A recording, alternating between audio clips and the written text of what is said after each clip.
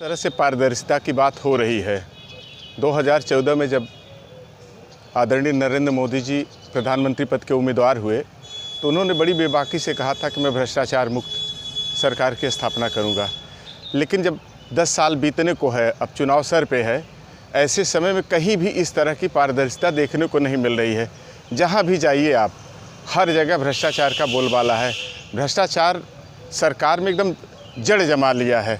जो कहने की बातें हो गई हैं अब कि भ्रष्टाचार मुक्त हम सरकार चला रहे हैं। तो इसमें जो है 2024 में किसकी सरकार होनी चाहिए जो इस भ्रष्टाचार को खत्म करे? सरकार जिस तरह से, देखिए, राहुल गांधी जी जिस तरह से चल रहे हैं, वो न्याय यात्रा लेके चल रहे हैं और जिस तरह से समर्थन देश की महान जनता दे रही है, मुझे लग रहा है कि बहुमत के साथ राहुल गांधी जी एक पारदर्शी सरकार जिसकी वो बात कर रहे हैं, जिस तरह से वो न्याय दिलाने की बात कर रहे हैं, अंतिम व्यक्ति तक न्याय पहुंचाने की बात कर रहे हैं और उनसे जुड़ने की पूरी कोशिश कर रहे हैं, मुझे पूरा भरोसा है कि उनके नेतृत्व में हिंदुस्तान की नई सरकार बनेगी। जहां भाजपा एक तरफ कह रही है कि 70 सालों में कांग्रेस ने देश को लूट लिया, उस पर आप ये कहना एक तरफ से बेईमानी है उनकी।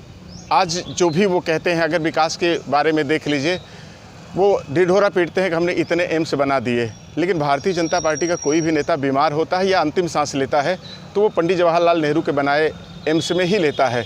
कहीं भी स्वास्थ्य की व्यवस्था उनकी उस तरह से देखने को नहीं मिली है।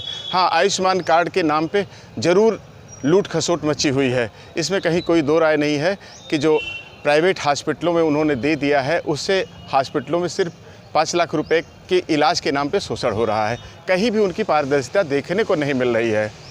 इस समय जो है अभी हाल में ही पुलिस परीक्षा हुई जो निरस्त कर दिया गया, उस पर क्या प्रभाव पड़ रहा होगा परिजनों को और कितने का नुकसान होगा? देखिए, इस सरकार में नौकरी पाना दिन में सपना देखने जैसा हो गया है। खुली आंख से जैसे कोई सपना देखे कि मेरा ये सपना साकार होने जा रहा है, उसी तरह से भारतीय जनता पार्टी की सरकार में नौकरी पाना बड़ी टेढ़ी खीर हो गई है।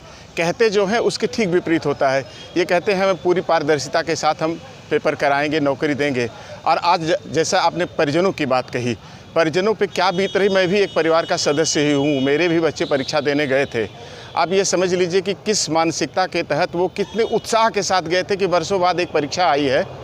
लगभग 100 से अधिक एक पद पे बच्चों ने आवेदन किया था और कितना रुपया खर्च करके वो लोग गए थे, बड़ा समय दिया था। मानसिक नुकसान हुआ, शारीरिक नुकसान हुआ, आर्थिक नुकसान हुआ और जो समय व्यर्थ हो रहा है। सबसे बड़ी बात, हम और सारी चीज़ों को, मानसिकता का हम समर्थन करके मानसिक रूप से उन्हें मजबूत कर सकते हैं, हम पैसा दे करके उन्हें और मजबूत कर सकते हैं, लेकिन बच्चों का जो समय पार होता जा रहा, व्यतीत हो जा रहा, वो समय वापस नहीं लौट पाएगा। और ये सरकार, ऐसा कोई पेपर इनका नहीं हो रहा जो लीक ना हो। पता नहीं किस तरह से ये व्यवस्था करते हैं कि वो लीक उसमें छूट जाता है। कहीं ऐसा छेद है सरकार के मध्य बैठे हुए लोगों में, चाहे वो कैबिनेट में बैठे हों, चाहे मुख्यमंत्री के कमरे में बैठे हों, ऐसे ज़रूर कुछ लोग हैं जो इस तरह से उसको लीक कर दे रहे हैं और ये बहुत ही निंदनीय है। इस तरह से नौजवानों के साथ और उन परिजनों के साथ नहीं होना चाहिए। तो इस पर जो है अब जो सरकार कह रही है कि हम फिर से कराएंगे पेपर, तब इस पर क्या असर पड़ेगा? इसमें कितने लड़के तो ओवर एज हो जाएंगे।